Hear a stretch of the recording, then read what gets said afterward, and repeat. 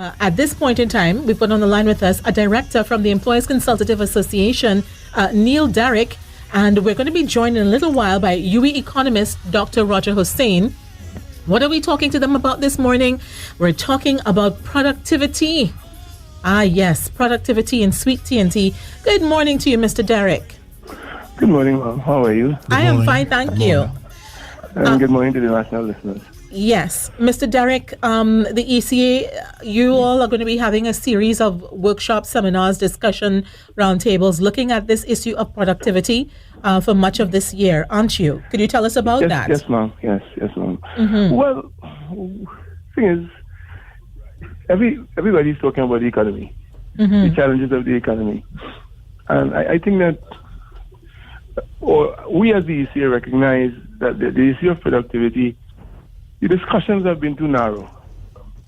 So everybody seems to have in their own scope of focus what productivity is. We thought that a series of programs, workshops, meetings, pulling the key people together, brings on the table a constructive discussion around productivity by the tripartite parties.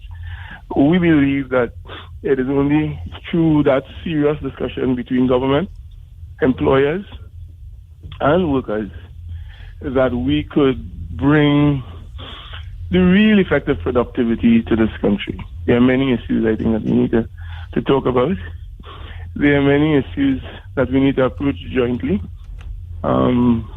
This is not the first attempt, I must say that.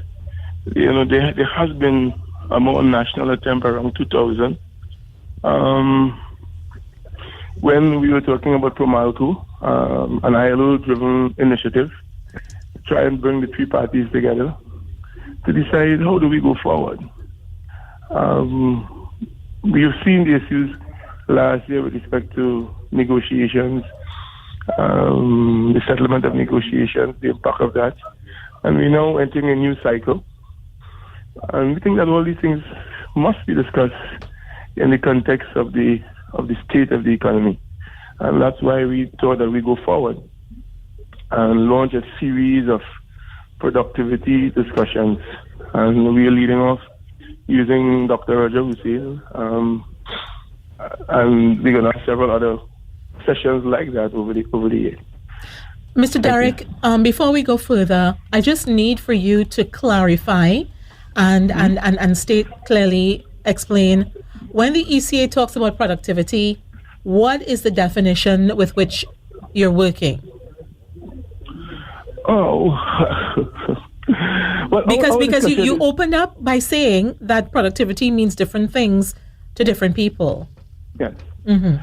You see, and a lot of times if I could answer it this way, a lot of times a lot of people have approached productivity as a blame game. That says, well, productivity is because the workers don't come early enough, because the unions are asking for too much for the workers, the workers don't work, the unions say that management don't plan, it is management leadership fault. And we are saying that all those things attached to productivity. There is a strategic overview in terms of the issue of waste, the issue of absenteeism, the issue of wage rates, the impact of those wage rates on our economy. And Dr. Hussain, Roger, has spoken many times about the infight between the three sectors that he has divided the national economy in, and how movements in one affect the next. Mm-hmm. And I think it is that mechanism, the broad overlook of everything we do, that is in terms of what is done by the government, what is done by the employers, what is done by the workers, how those things interact. And I think that's the context that we want to discuss productivity in, not in the nitpick of whether there is somebody comes too late, or whether it is the rates that are being requested is too high, whether it is the actions that the workers take, whether it's just the planning of management. It is the broad discussion on productivity that we would like to take. Everything, including the very laws that facilitate the systems of taxation, everything that we think should be on the table immediately. But I know that recently, about 6 months ago, thereabouts, there was an international body which rated the Trinidad and Tobago worker at the bottom, almost at the bottom of the looking at how productive we are, as the case might be. So this, we have been made to seem as some of the laziest people internationally. Yes. And I think that they are international benchmarks, like everything else. But sometimes, even as we take those benchmarks, we have to take the benchmarks in our own national scope.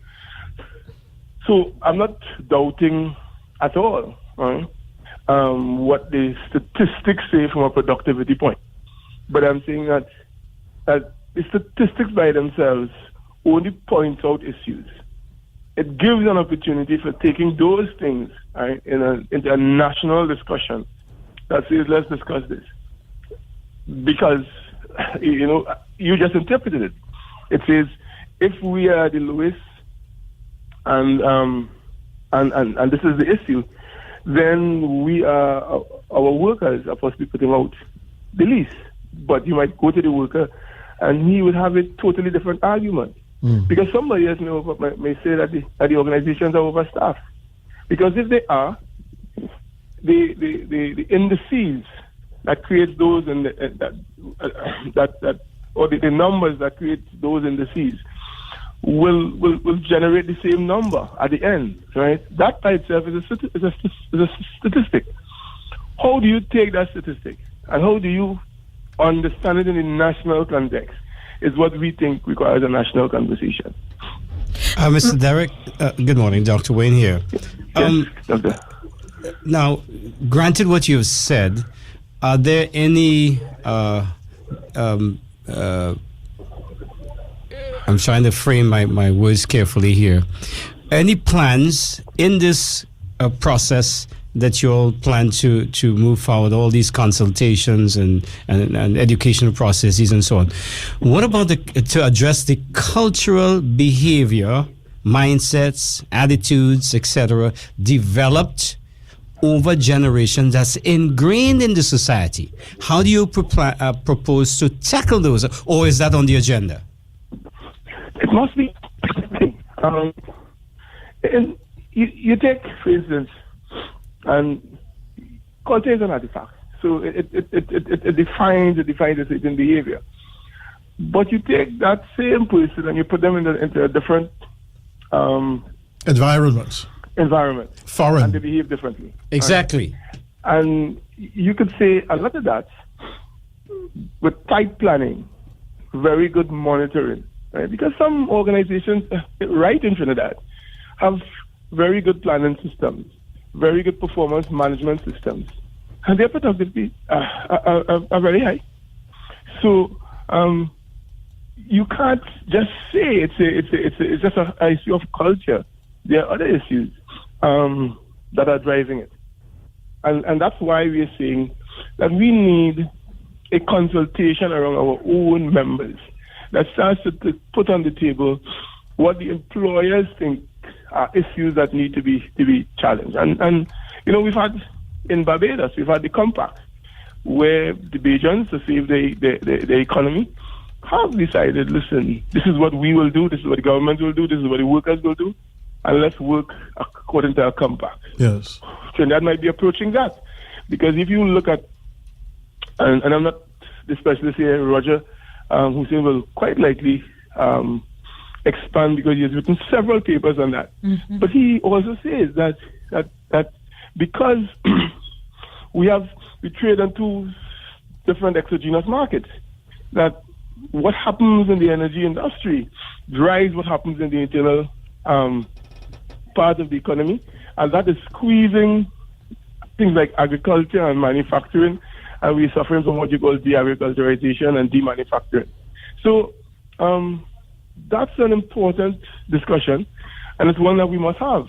And in that context, So I'm not ruling down anything with respect to culture. But how do you lure a population, all right, 2 generations of workers that have already developed a certain culture or behavioral patterns in the workplace? How do you lure them back to attract them to be productive?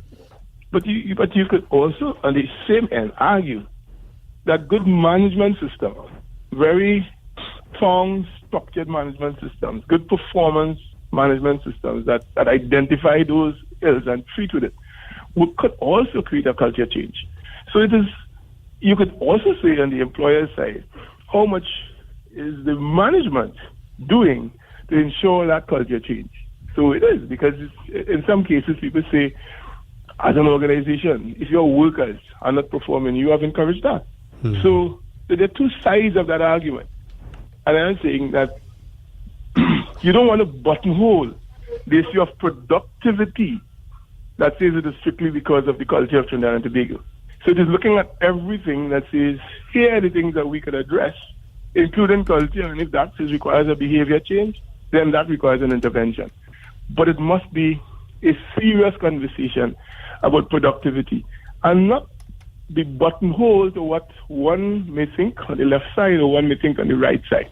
And that's the driver for us starting such a chain and creating first a framework for the discussion that speaks more about the impact of productivity on Trinidad and Tobago. But then how do you looking at possible issues?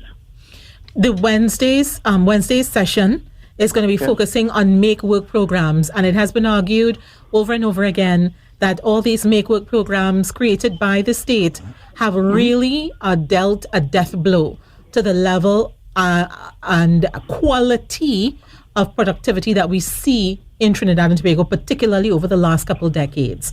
A couple of thoughts from you on that. Sure, because you're dealing with some sense of balance. Because if you ask the government, they will argue that the Make Work program is a social support system. So it has its own support system. CPEP, they said, was designed so it will allow the single mother to come in at a certain time, leave at another time, and it would bring some income while some things will be done. We know that these programs have been not well managed. They've been overstaffed. Obviously, if you take a system like that and you put it into the productivity index, it will drive the index to what you're seeing. So it's an area that may have been created for some reason, but there's significant impact. So we want to first look at that. Let's look at what is happening. There are also issues of competitiveness. When you look at the way these numbers or the structure of these programs in terms of what it provides, there's room for it. Then you look at the competitiveness, because many of the hoteliers have complained, and they said because people are working in these make work programs, they can't get them to work for them. So those are issues that are real.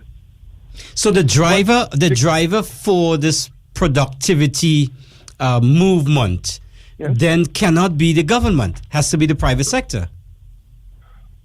Well, I'm saying it has to be all, because you have to discuss, you think, in a broader sense. Because again, there have been a lot of conversations around the probability of the government restructuring these programs. We've had many people talking about people in CPEP being used for agriculture. That's something that has been bandied about by many as they spoke.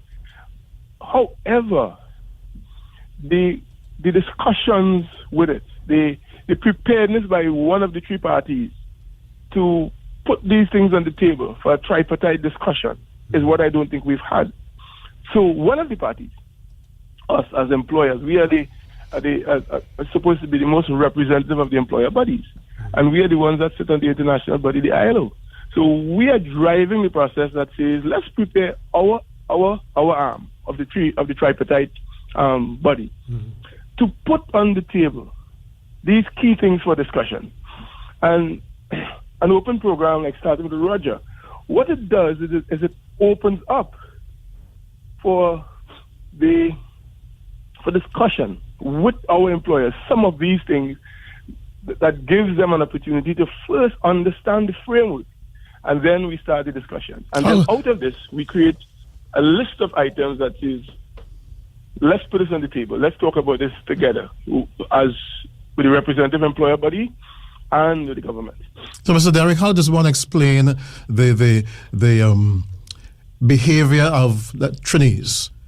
They say they're lazy here in Trinidad and Tobago, but when they go abroad, they hold 1, 2, sometimes 3 jobs, as the case might be, models of productivity.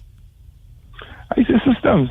I personally believe it's a system thing, because while they're in Trinidad, they're allowed to do a lot. Many organizations, if you go, they don't have any time clocks. They don't have any record system for time. They don't have. They don't record when people leave. They don't even have clear instructions of exactly what people follow. So you look at our systems and believe that there has to be a significant amount of work in our systems. They get into the US or Canada, and they work on an assembly line. They run to the cafe on the 15-minute break if they want 5 minutes to smoke half a cigarette, because in 15 minutes the clock goes and they're back at point. We don't have such mechanisms in terms of our system, but we may just have to get there. And we're saying that what has to be done, though, is we need to discuss those issues of productivity and those issues that say, are we doing everything that drives, that understands this culture, but drives it into a more productive system. We're speaking with ECA Director Neil Derrick, looking at the issue of productivity, make work programs in Trinidad and Tobago, and the impact therein. Mr. Derrick, we've got to take a short break, but when we come back, we continue the discussion, and also we will have on the line with us Dr. Hussein as well. So you can get a sip of coffee, have a bit of toast, and we'll be right back. Thank you. Changing lives, one radio at a time. We are Sky 99.5 FM. Get in touch with God. Turn your radio on.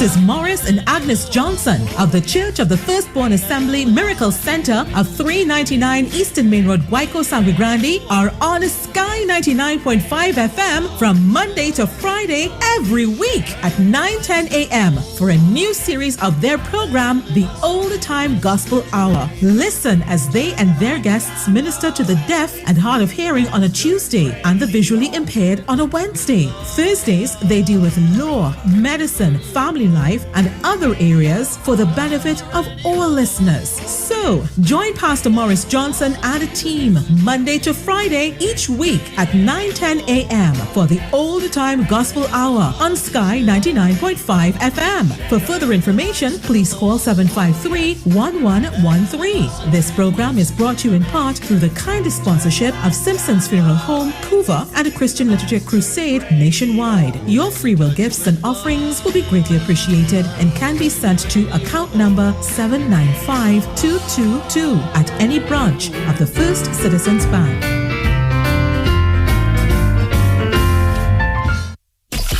Route 427. Ladies and gentlemen, good afternoon. Your favorite gospel hits, exclusive interviews.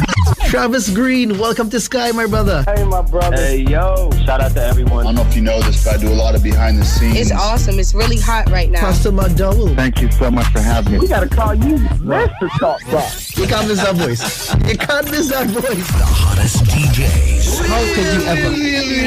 Yeah, man. Monday to Friday, 4 p.m. to 7 p.m. With Marcus, Mr. T.M. Romero. Route 427, Sky 99.5 FM. Edison Carr, Jesse May Venture, and Dr. Wayne Haywood on the Breakfast Roundtable on Sky 99.5 FM.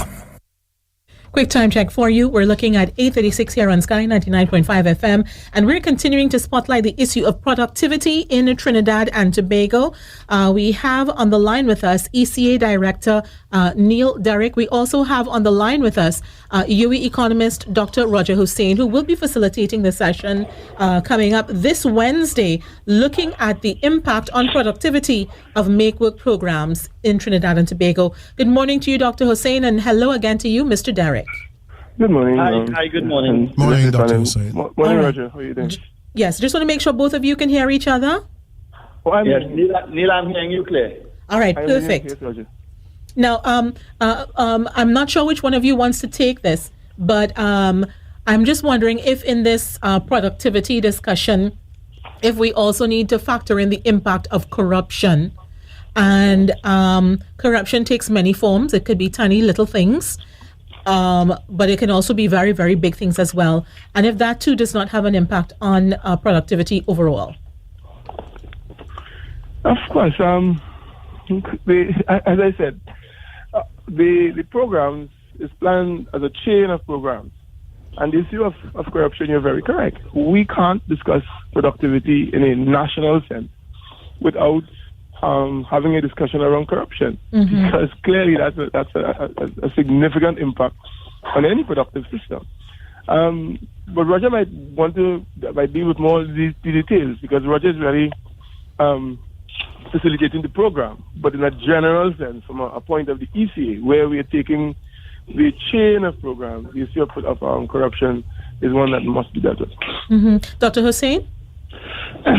Yes, I agree with Neil that we need to focus on corruption as a subset of the wider discussion. But on Wednesday, I will not have the time to focus any great deal of attention on corruption. I will be focusing specifically on the labor market, labor market dynamics, and how it is various types of Make Work programs affect overall output and structure of output in the Trinidad and Tobago economy, and the welfare loss to the country of sustaining some of these programs. Where it is possible, I would include, now that you have raised it with me, I would include one or two slides on the situation as regards corruption and how it could be all intertwined, but it is not my immediate focus for this particular session. Mr. Hussein, good morning. Dr. Wayne Haywood here. Yes, morning. I know this has been your heartthrob, discussing with you over the last 2 years here, about the Make Work programs, yeah? And changing the mindsets of our locals and our employees. But let's talk a little bit about the upskilling. Because if we're talking about productivity here and you're addressing the Make Work program that has, by and large, affecting the skill set of the people, how do we treat with, and is this going to be part of the discussion, of the upskilling of employees and citizens by and large?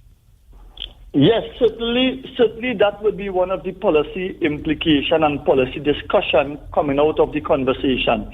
So I have actually taken the discussion in one step further. Rather than simply talk about Make Work programs as having a problem, I have developed a model. I have also elaborated on a formula to calculate the implications of underemployment for the economy.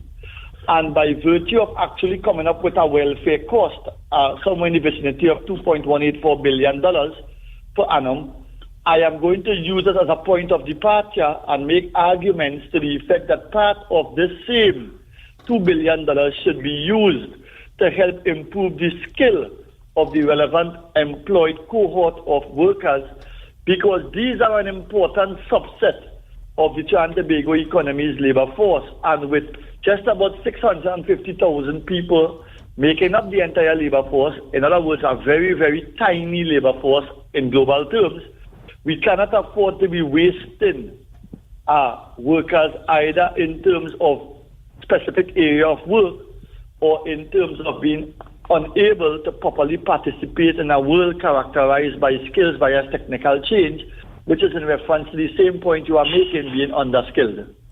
As we're talking about the upskilling element, I'm not sure if Mr. Derek would want to come in on this, but I'm just thinking there are many people who are going to night school. They're going to school on weekends. They're going to school online. They are getting certified, but they're stuck in the same job where they're not able to use those skills. And that too also has an impact on our productivity. There are people who are upskilling for the future. They're doing foresighting, they're upskilling for the future, but the current employment structures has no space or room for them to use those new skills to take our country to the next level. Some thoughts from either one of you? Yeah, you're very correct. And I want to go back, and I want to make a simple thing that says you cannot solve a problem that you do not understand. You cannot. So that Roger's program on Wednesday sets the platform by bringing scientific numbers to what we have glibly spoken about in the terms of productivity for a long time. And you're very right. You cannot leave out upskilling. But upskilling without direction, right? It has to be vectorial, and that it cannot just be size. It has to also be in direction. So people go to programs because they want to make themselves better. But who gives up, identifies all the openings that are there and the kind of skill sets that are required?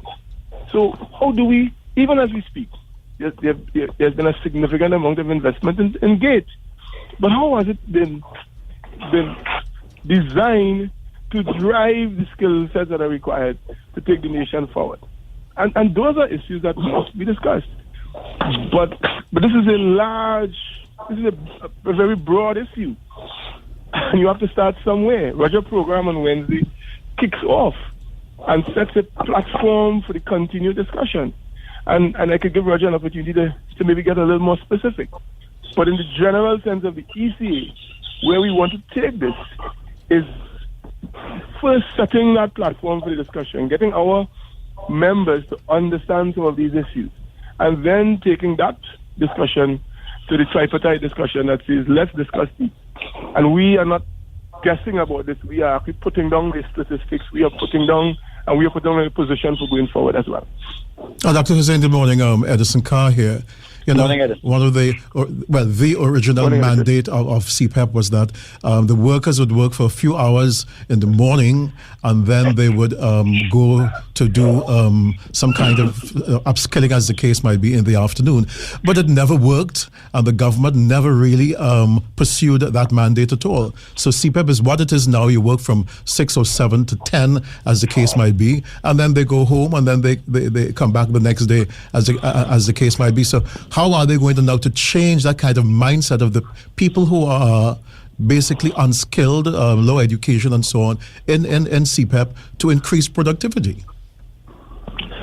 A lot of these things, Edison, thanks for your question and comment. A lot of these things boil down to political will. And, I sometimes find it very frustrating thinking about the Trinidad and Tobago economy, which I know very well. I see so many hesitations and so many skewed policy errors that has set this economy on the pathway that it is now.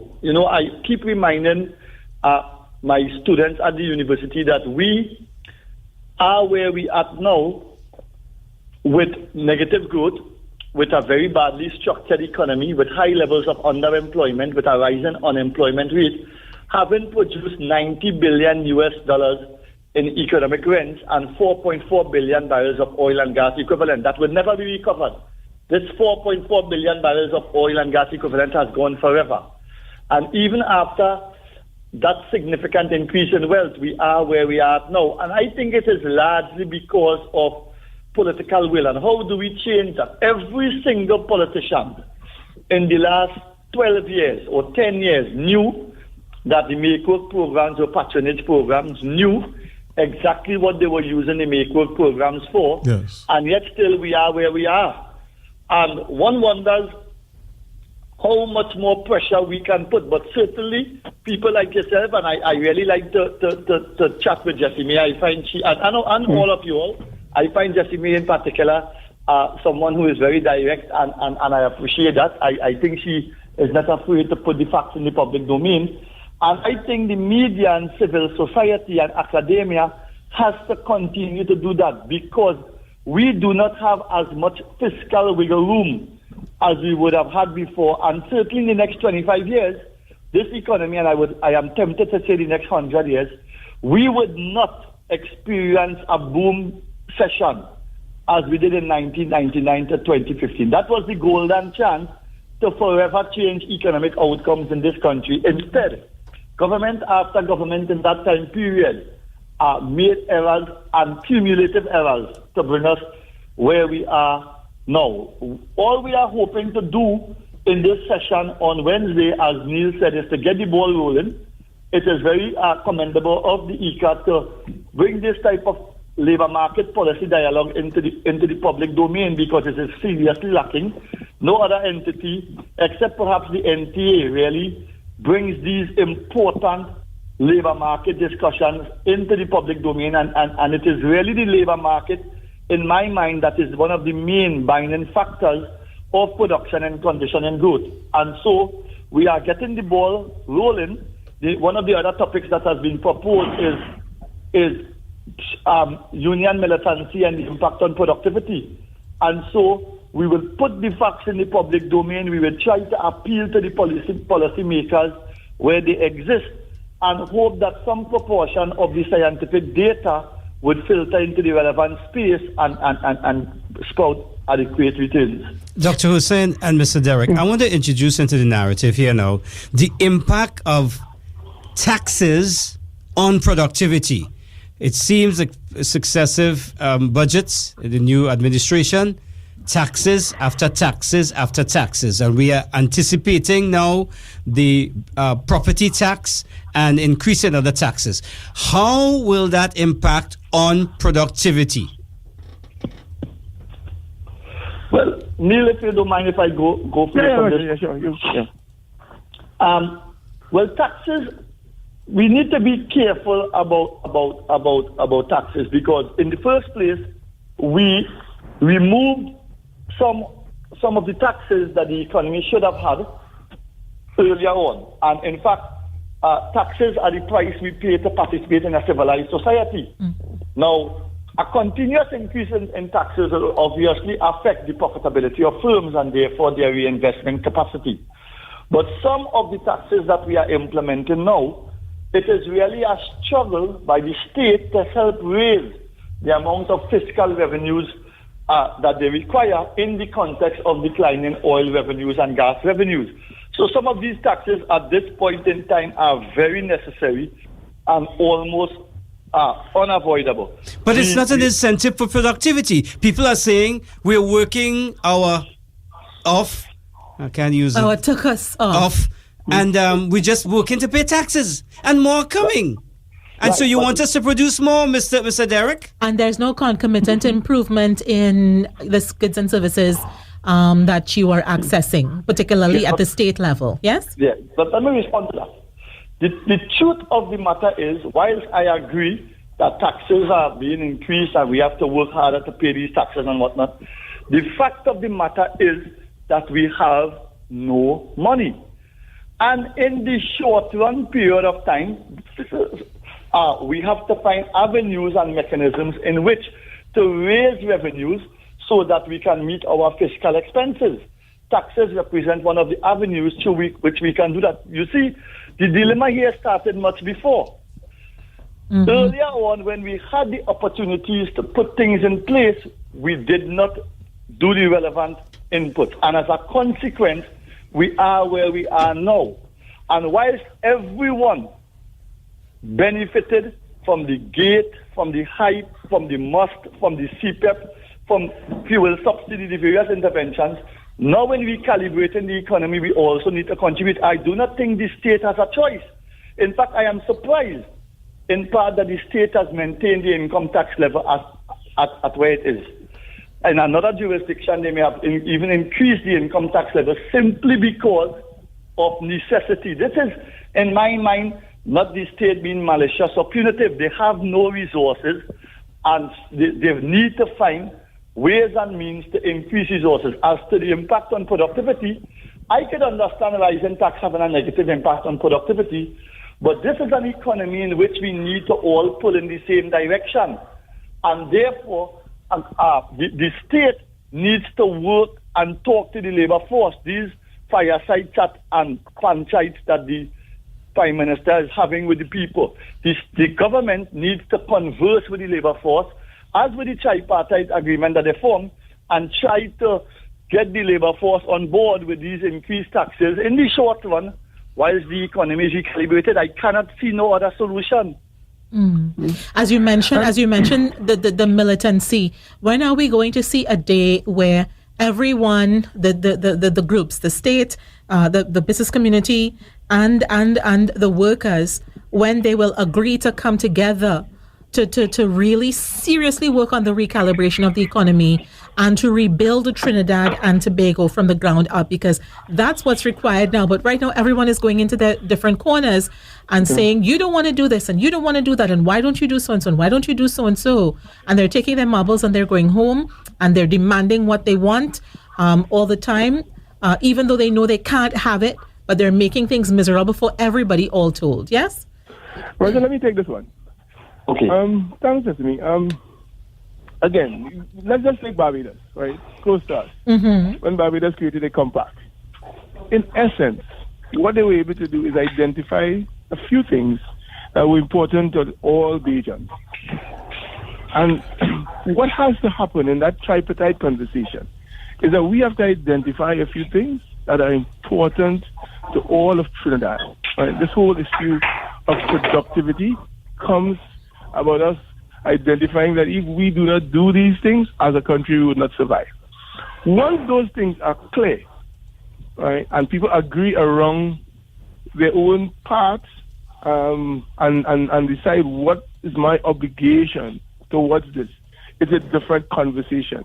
At this point, what you have is, for the very government, prisons is keeping one conversation about rates, and the army is keeping the next, the teachers are keeping the next, and everybody is keeping their own conversation around their own small entity. We are at the point where, because of the state that the economy is in, we are now driven to a point where there's need for a national conversation. As I said, back in 2000, there was an attempt where we had the three parties in the room and throwing up a number of things, but obviously oil price went back up, things got good, and that was set aside. We are at a point now where obviously, based on all the facets that are driving the energy prices itself, right, and that's the mainstay for our economy, we are not seeing any change in the short term. So I wonder, gentlemen, if the price of oil was $100 or $110, if we would be having any kind of conversations or discussions like what is being contemplated now? This conversation is necessary. It is late, but it is necessary. And I want to go back a little bit to something you said, Edison, when you spoke about the initial vision. Sorry? The initial vision. The initial vision for CPEP, yes. Right? If you look at the other institutions that have been created around, in terms of GATE, MyLat, MyPath, or that thing training, all the institutions are there, you know. The only thing you don't have is alignment. So you haven't had is somebody identifying that there's a need for 2,000 masons, and that people who join the CPEP program here will go in the morning to do work, and in the afternoon, because what happens is you have one group who are registering into that class, right? One group is in CPEP, and then when that group is completed, masons might even be the wrong choice, because what we really need are carpenters. And it is really putting that whole thing into alignment that gets from the private enterprise what their needs are, the government understanding what their needs are, and then we're streamlining these programs. So all these things line up to improve the productivity of Trinidad and Tobago. We're putting the spotlight on productivity in light of a series of programs that the ECA has embarked upon. They are having a special session which will be facilitated by UE economist Dr. Roger Hossein this Wednesday, February 22nd, looking specifically at the impact of make work programs and productivity. Gentlemen, I want to thank both of you for giving us some of your time this morning. And we're looking forward to seeing what else the ECA is going to be discussing. Because I saw on your Facebook page, you're going to be dealing with mental wellness as well as sexual harassment and some of those other hot button topics. So looking forward to discussing more of those with you. And Dr. Hossein, wonderful always to have you speaking plainly on the program. Thank you very much. Both of you. Thank you, Ripani. All good success, gentlemen. All right, and have a blessed day, everyone. All right, okay, thank you. And that's going to do it for today's edition of the Breakfast Roundtable. I'm Jessime Vento. I'm Edison Carr. Have a productive day. And I'm Dr. Wayne Haywood. Remember, our present position is not our final destination. You can get a copy of my book. It'll help you. And Dr. Hossein, probably I'll have to give you one of that to help you along that line too, to add to what you have. But remember this, Trinidad and Tobago, we need a rebooting, and let's do it now. I love you, TNT. Go out there and let's try to produce for our nations and our children and grandchildren's sake.